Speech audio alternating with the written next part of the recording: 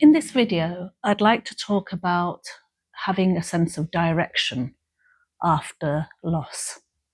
But before we get on to talking about that, I'd like to introduce myself. I'm Ghazala at the Heart and Soul Cafe. If you've been here before, thank you so much for coming back. And if you're here for the first time, then you're very welcome. Please make yourself comfortable. Let's have a chat. So, direction. In a previous video, I talked about coming to a fork in the road after being in a state of depression for a good 6 to 8 weeks after losing my son. And the fork in the road was, one side was, I just give in, I give up, I lay down my tools and I lay myself down and just wait to die, basically, is what I thought. And the other option, the other side of that fork, was to do something in honor of my son, to do something positive, in honor of his life, in honor of my own life. And I chose the latter, thankfully. But the thing is, I chose the latter, but I still didn't know what that meant, what direction I need to go in. I didn't have any answers. I just made a decision that, yes, I have decided to go forward with doing something positive in my son's name. But have I actually come up with something? Not really. I wasn't really sure what I should do and what I need to do, or what was going to give me that get up and go in the morning. And I sort of thought, well, am I ever going to get that get up and go in the morning ever again? And so how am I going to find the energy and the drive to do anything? But slowly but surely, the only way I can explain it really is things sort of fell into my lap.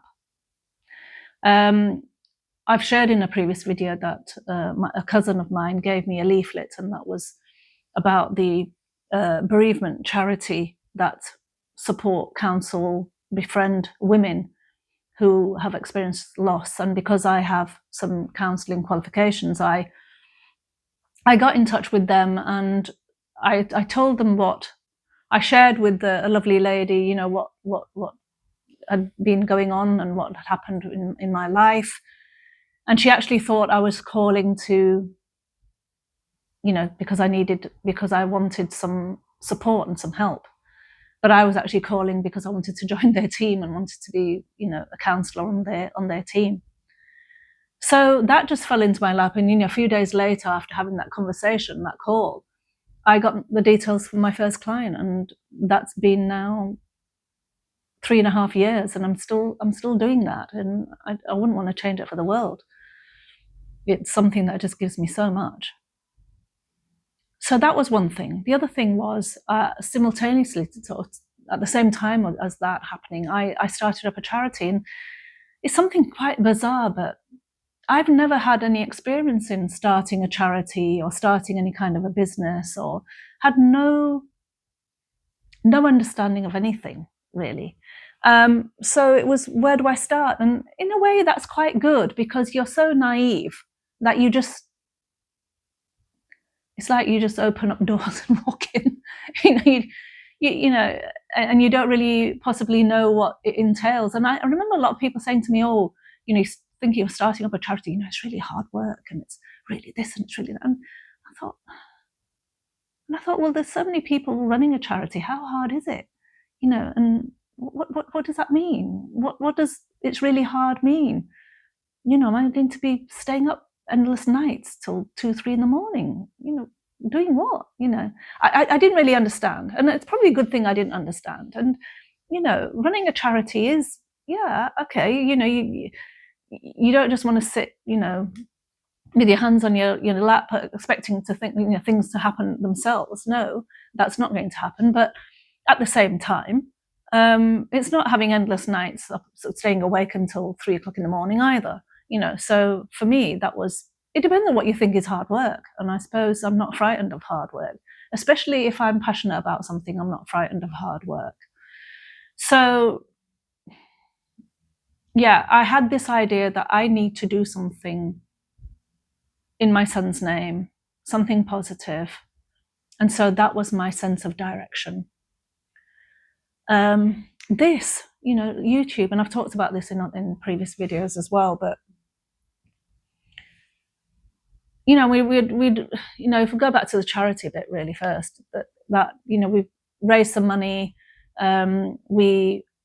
Because my son very sadly passed away with sudden cardiac arrest after having a diagnosis 6 months prior to that of a dilated cardiomyopathy.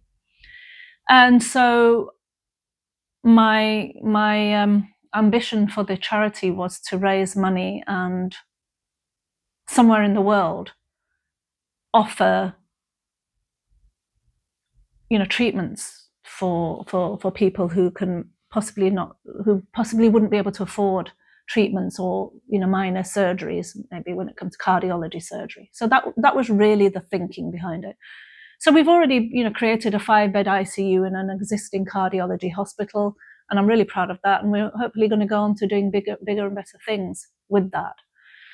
So my passion to do something in my son's name was actually the driving force, and is the driving force since then. And it's been 4 years, and every morning it's, what am I doing today? What am I doing today? Basically my son's name. And you might think, well, it might sound a bit excessive. I don't know if excessive is the right word, but does it sound a little bit, might do. It might sound a bit much. But that's how I feel. That doesn't mean to say I'm no longer, a mother to my other two children or a wife to my husband. It doesn't mean that. It means that the void that I have in my life due to my son passing will never be filled. But at least a part of that void is being focused on. Okay? Being focused on, I think, is probably the best way to say it. And so therefore, having direction for me was so important for me to carry on. Otherwise, I would not be able to make any sense of this life after losing my son. Things just wouldn't make any sense at all. And sometimes things still don't. Things still don't make any sense, but at least I've got something that's driving me forward. And that sense of direction is so important for that. Yeah. So what's your sense of direction? Do you have a sense of direction? Are you struggling to find a sense of direction? Please share, please comment. Where are you sitting with that? Is anything making any sense? Because for a long time, nothing made any sense for me. And I suppose I never really had that. After losing my son, I never had that thought, why has this happened to me? I think I would have had that thought if I was the only mother in the world that lost a child. I think then I would have said, why has this happened to me? I never asked that question, but I did ask, okay, this has happened to me. What now? What do I do? How do I make any sense of it?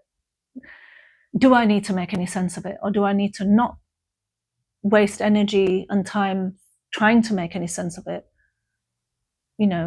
Please, universe, tell me what I need to do to move forward with.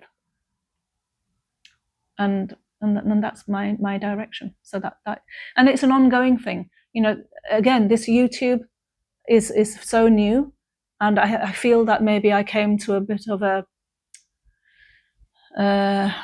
I explain it as a dead end, but I'm not really sure if that's the word, but that's the closest word I can think of, or words that I can think of to explain how I felt a few months ago. It was that I need to do something more. It's not quite enough, doing the counselling and doing the charity work, and the fact that I do, mental health first aid. That's very rewarding. Everything that I do in my life is very rewarding, and I'm grateful for that, because not everyone can say that they enjoy their work. I absolutely do enjoy my work. It's so fulfilling for me. In more ways than I can say. So I'm grateful for that. But I just felt as if, while I'm young enough to, and I have the energy to, I felt that I needed to do something more. I needed to reach out. And reaching out means that I felt that I need to put myself out there a little bit, hiding away, not hiding away, but not putting myself out there. I felt in this day and age doesn't really get you anywhere. And I don't even know if this is going to get me anywhere at all. At the moment, it feels like the right thing to do. So having a sense of direction can change and alter, and you can have add-ons to that. And this definitely is an add-on, because I thought I was going to be forever grateful for the charity and my counselling work and my mental health first aid work. And I felt that would be enough. But it suddenly, at one point, it started feeling as if it wasn't enough. So here I am now, doing this. So who knows? Who knows what the future has for me and for this. So we can't ever say. I suppose every so often we need to just look at our lives and think, is it fulfilling for me? Is there a sense of direction? Am I clear on that sense of direction? Yes, I am. I am quite clear on that sense of direction. I've got some goals and ambitions which I'll share in sort of future videos, depending on how far we get with this building this community. And because at the moment that is my goal. So my short-term goal for this YouTube channel is to build a community first of all, and then what can we do with that community is something that who knows where it's going to lead. So who knows? I hope fingers crossed, I hope that it's going to be good for us, good for me, good for everyone and anyone who is a part of it. And I hope we all get something out of it. So thank you for listening. If you found the content of this video useful, please like, please share, please comment, and please subscribe, because that's really what we need. We need numbers. Thank you so much. Please take care of your heart and soul. Thank you.